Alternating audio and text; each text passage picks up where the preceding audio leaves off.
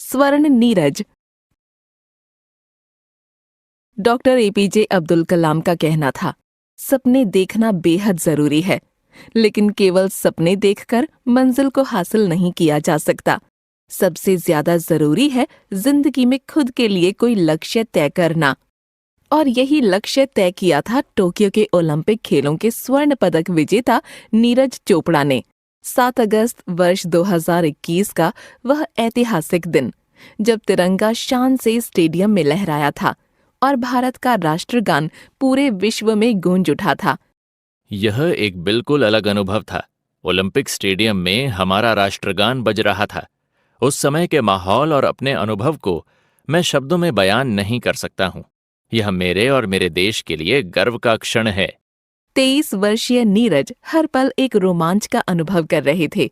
उनके रोम रोम में जोश और देश प्रेम के भाव उमड़ रहे थे। वे तो पहले ही निश्चय करके मैदान में उतरे थे। आज कुछ अलग करना था, लेकिन गोल्ड के बारे में सोचा नहीं था। विश्वास ही नहीं हो रहा। सचमुच अविश्वसनीय और अद्भुत। परिवार, संगी साथी, गांव, देश, सभी का मस्तक गर्व से ऊंचा उठ गया। यह था भारतीय ओलंपिक इतिहास में वर्षों का ट्रैक एंड फील्ड का पहला पदक, वह भी स्वर्ण। मैंने प्रतिष्ठा और रैंकिंग में विश्वास नहीं किया। मेरी स्पष्ट सोच और सर्वश्रेष्ठ प्रदर्शन ने मुझे पदक जीतने में मदद की। मैंने अपना मेडल तकिए के पास रखा था। मैं अपनी जीत से बेहद खुश था। मैं सुकून से सोया। सर्वश्रेष्ठ करने के जुनून ने न जाने कब से नीरज की आंखों की नींद उड़ा दी थी। यह यात्रा आरंभ हुई थी हरियाणा राज्य के पानीपत शहर से।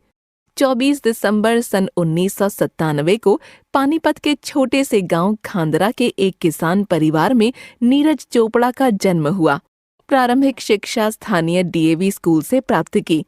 कॉलेज की पढ़ाई बीबीए कॉलेज से पूरी की। नन्हा नीरज गोल मटोल शरीर वाला बच्चा था। वजन था 80 किलो। जब वह कुर्ता पाजामा पहनकर निकलता तो सब उसे सरपंच कहने लगते। थोड़ा बड़ा हुआ तो उसके मोटापे को देखकर उसके चाचा को चिंता होने लगी। वे उसे पानीपत के स्टेडियम में ले जाने लगे।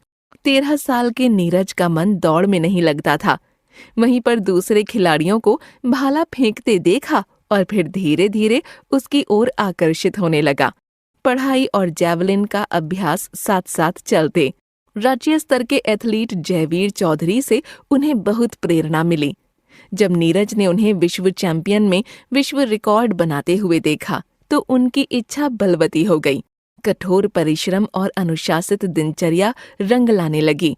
पंचकुला में बेहतर सुविधाएं मिलीं तो नीरज वहीं जाकर रहने लगे।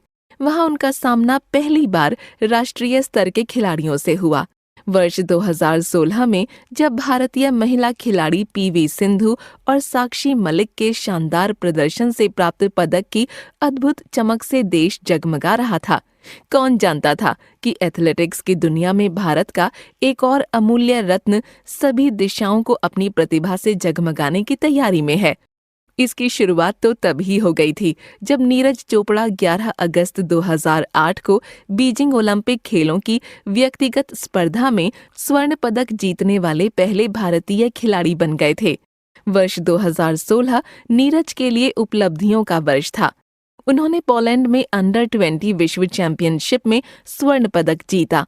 यह एक सुखद संयोग ही था कि फौज में उनकी प्रतिभा को एक पहचान मिली। फौज में सामान्यतः खिलाड़ियों को अफसर की नियुक्ति नहीं दी जाती, पर शायद नीरज की प्रतिभा अपना प्रभाव दिखाने लगी थी। राजपूताना रेजिमेंट में बतौर जूनियर कमीशन्ड ऑफिसर बनाकर नायब सूबेदार के पद पर उन्हें नियुक्त किया गया।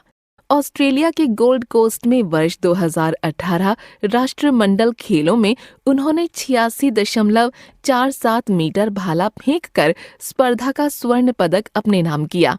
वर्ष 2019 नीरज चोपड़ा के लिए कुछ कष्टदायक घड़ियां भी लेकर आया। वे कंधे की चोट का शिकार हो गए और इस कारण खेल भी कुछ समय के लिए बंद हो गया।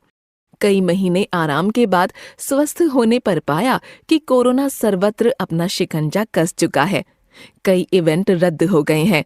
वर्ष 2021 में हुई जोरदार वापसी। नीरज ने स्वीडन के कार्लस्टेड में फोल्क्सम ग्रैंड प्रीमियर में दूसरा स्वर्ण पदक जीतकर विश्व को बता दिया था कि टोक्यो ओलंपिक के लिए वे पूरी तरह तैयार हैं। दृढ़ इच्छा शक्ति रंग लाई और खेलों के इतिहास में एक सुनहरा पन्ना जुड़ गया। भारतीय एथलेटिक्स के एक नए युग का शुभारंभ हुआ। कुशल निशानेबाज अभिनव बिंद्रा के बाद वे व्यक्तिगत स्वर्ण पदक जीतने वाले दूसरे भारतीय बन गए। नीरज की इस ऐतिहासिक उपलब्धि से केवल 2 महीने पूर्व ही उड़न सिख मिल्खा सिंह का निधन हो गया था। नीरज ने अपना पदक मिल्खा सिंह को समर्पित किया। बड़ों के प्रति सम्मान की यह परंपरा भारत में ही दिखाई देती है।